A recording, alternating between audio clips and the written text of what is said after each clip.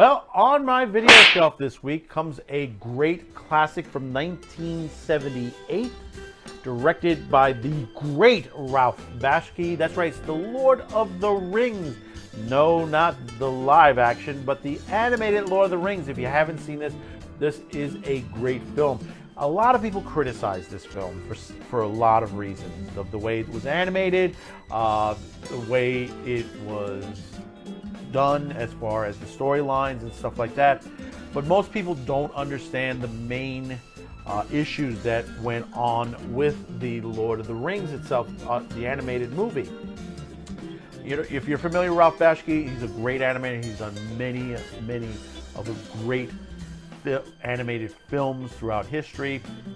I mean, this is, you know, he's done some great stuff out there, including some more recent films that you saw, like Cool World. He's well known for one of my favorites, Wizards. He's also known for Fritz the Cat, Fire and Ice. I mean, he has a long stretch of animated films. I mean, some of the stuff is just art. You know, and I keep saying this. The main problem with the industry today, whether it's Hollywood movies, live action movies, or animated, is they treat it as a political agenda. They don't treat it as artwork. Filmmaking is an art. Animation is an art. It has to be treated like this again. Because basically, you know, you're not going to get a good animated series, you're not going to get a good film if you don't put that up again.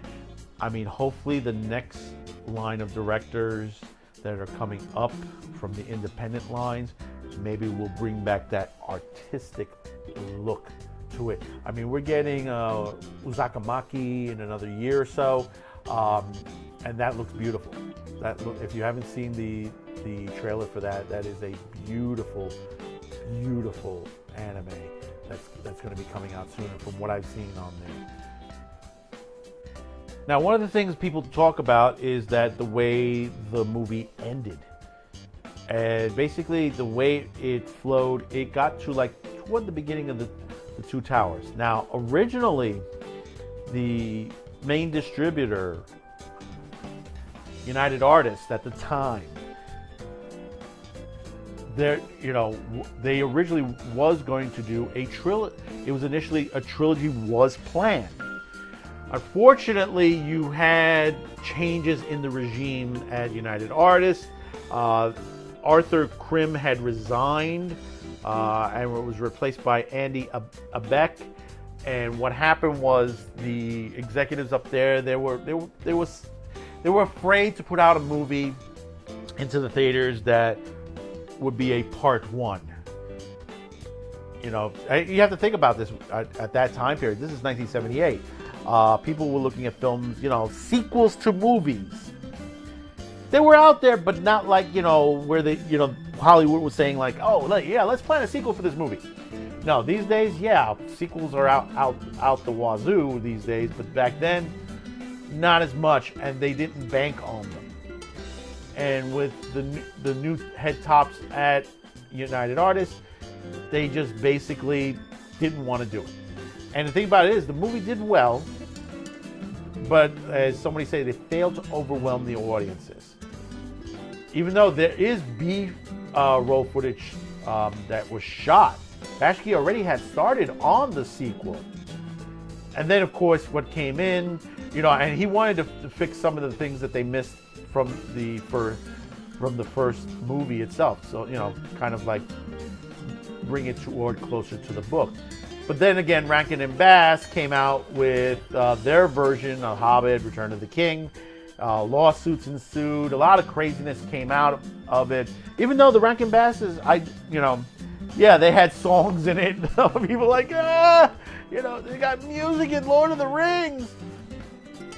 But it was also a nice version of it as well. It was a very good version as well. I do enjoy The Hobbit, Rankin Bass, and The Return of the King. Return of the King is the final part of the Lord of the Rings on there.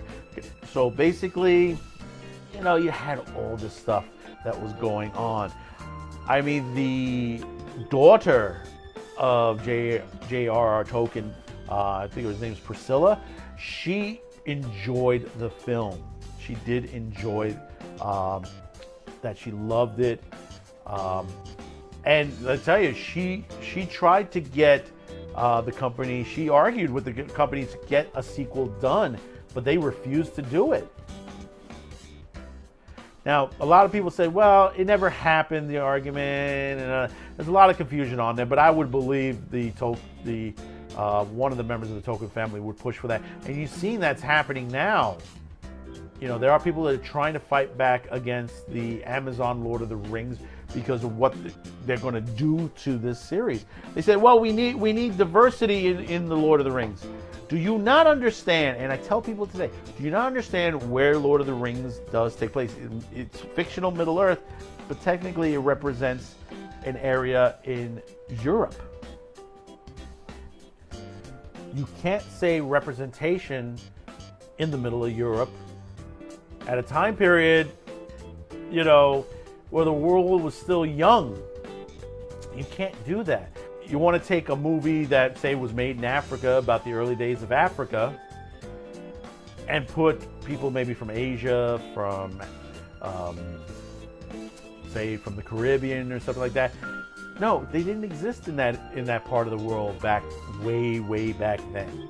You can't change the history on there. This is the same thing that's going on with the Anne Boleyn movie that happened in the UK. You can't change her color because you want a check mark on there. Anne Boleyn was white. That's right. She was white. You can't say she was black, she was Hispanic, she was Asian. You can't do that.